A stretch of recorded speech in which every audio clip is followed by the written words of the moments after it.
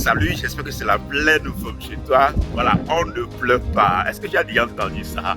Est-ce que tu as déjà entendu sur le net qu'on ne pleure pas? Surtout quand on est entrepreneur, il faut s'attendre à ce qu'il arrive qu'on cogne la tête. Alors je pense que voilà, cette expression on ne pleure pas vient du grand frère Claudel, que j'admire beaucoup compte tenu de ce qu'il fait sur Internet en termes d'éveil des consciences.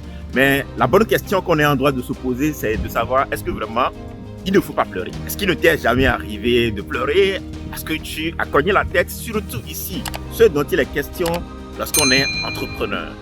Est-ce qu'il ne faut pas pleurer? C'est la bonne question qu'on est en droit de se poser. Est-ce qu'on ne pleure pas?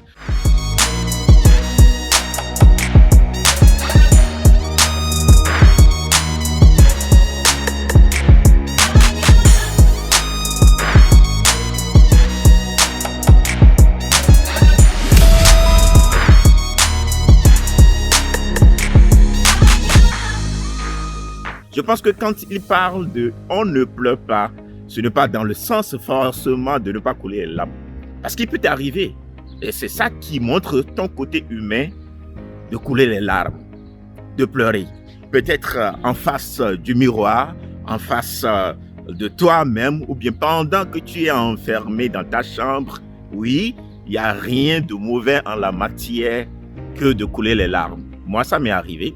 Ça m'est arrivé en 2016, quand j'ai tout perdu et j'étais obligé de repartir à zéro. À un moment donné, il m'est arrivé de couler les larmes. Je me rappelle de cette époque où ma chérie était obligée de commencer par faire de petites galettes avec l'arachide et qu'elle devait vendre dans le quartier. Et il arrivait des fois où elle transporte cette marchandise ou bien je l'aide à mettre cette marchandise sur la tête. Et quand elle tourne le dos, surtout qu'elle avait le bébé au dos pour aller se promener dans le quartier, surtout qu'on quittait une phase où tout à l'heure, dans la maison, dans l'environnement direct, on m'appelait directeur général, on était véhiculé, on avait les moyens qu'il faut et on était obligé de se remettre dans ces conditions-là. Souvent, quand je l'aide à mettre le bagage sur la tête pour aller se promener, il m'arrive des fois de couler les larmes.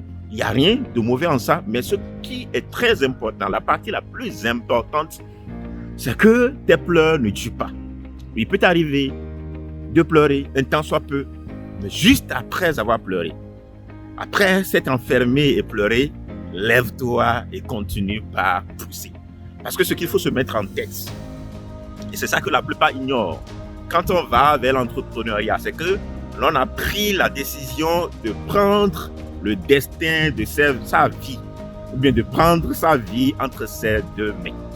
Autrement dit, comme l'autre le dit, un entrepreneur, c'est quelqu'un qui chute de l'avion et pendant qu'il est en train de descendre, il fabrique des parachutes pour que sa tête ne soit pas cassée. Autrement dit, c'est un risque qu'on prend.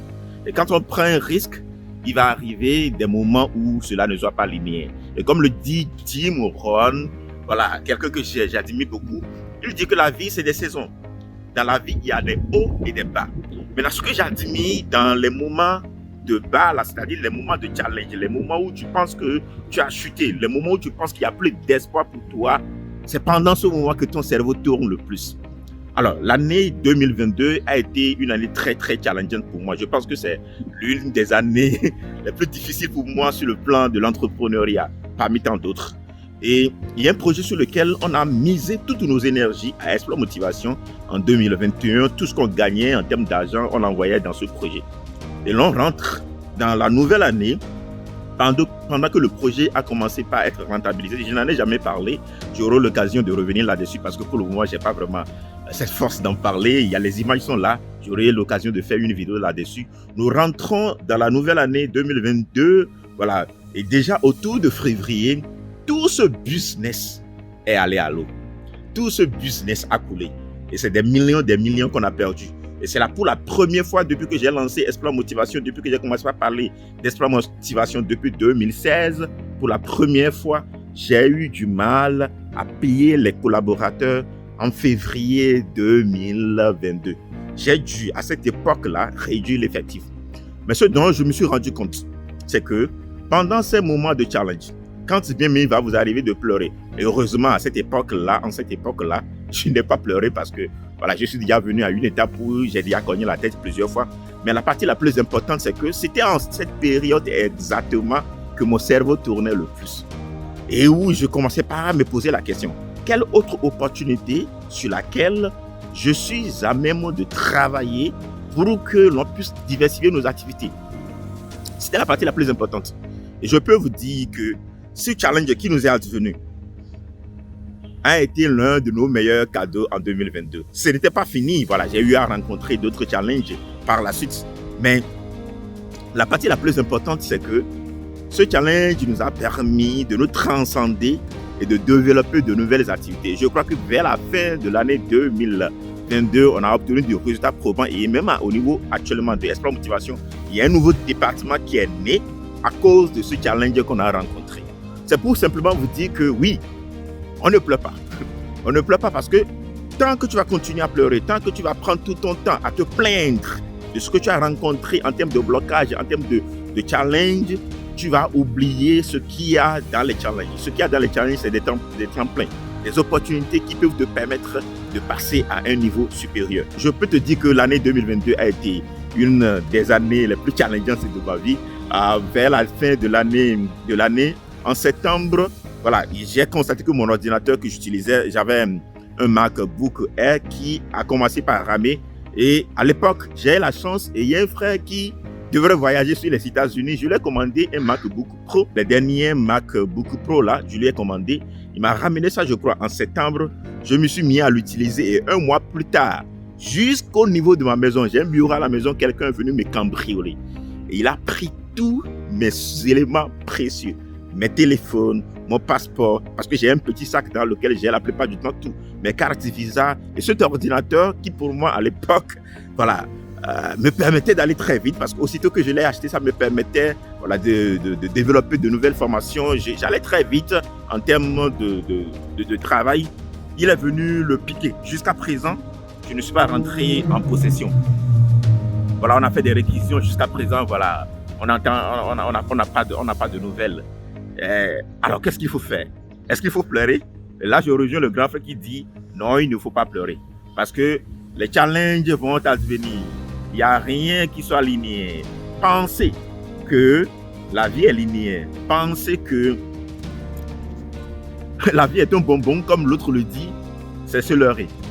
Et c'est quand tu t'es apprêté de cette manière que oui, tu vas rencontrer les blocages, mais les blocages, tu vas les utiliser comme un pont pour passer un palier de dessus. Oui, nous, la plupart du temps, on vous montre nos résultats. La plupart du temps, on fait des vidéos pour vous pousser à l'action. La plupart du temps, on fait des vidéos pour vous montrer que vous pouvez y arriver. Mais ce dont on ne parle pas souvent, c'est les blocages que nous rencontrons, les challenges que nous rencontrons.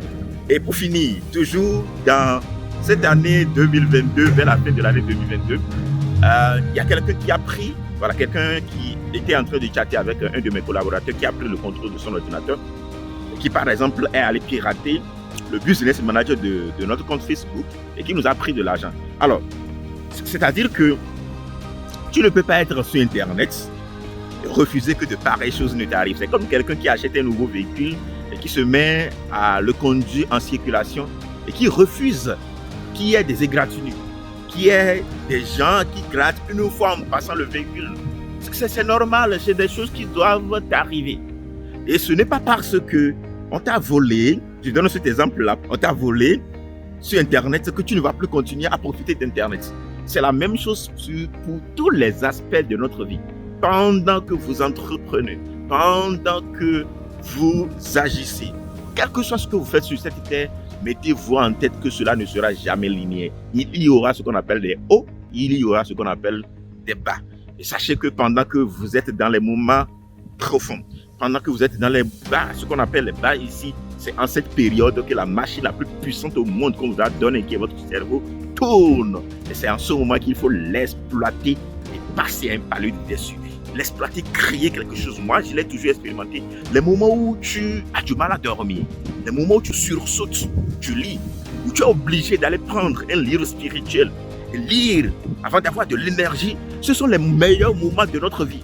Parce que c'est pendant ces moments-là que le cerveau tourne. La plupart des éléments que moi j'ai créés, je les ai créés dans ces moments-là. Donc au lieu de pleurer, au lieu de se plaindre, il faut profiter de ces moments-là pour se challenger, créer quelque chose. Ça vous permettra d'avoir des témoignages. Alors aujourd'hui, je me réjouis du fait qu'au début de l'année 2022, on a rencontré ce blocage-là qui m'a permis de créer ce nouveau département de Exploit Motivation qui n'est qu'au début et qui va nous permettre d'avoir des résultats extraordinaires. Donc voilà ce que je voudrais partager avec vous dans cette vidéo, avec cette anecdote-là. On ne pleure pas. Alors si la vidéo vous a parlé, n'hésitez pas à la partager là autour de vous afin de faire du bien dans la vie de quelqu'un.